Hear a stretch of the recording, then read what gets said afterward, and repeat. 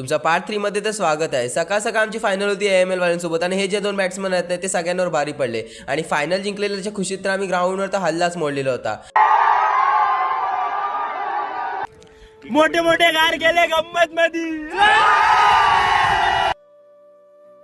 मोठे गार केले गंमत मध्ये, चल चढू नको खुन्नस मध्ये, वाकडी गाडी डॉन थांबलाय पिन्नक मध्ये, राडे व्हायची शक्यता धोक्यात कारभार आमची इथे मेकॅनिकल वाल्यांनी पण मोठमोठे कार गेले गंमत मध्ये असाच विषय केला होता।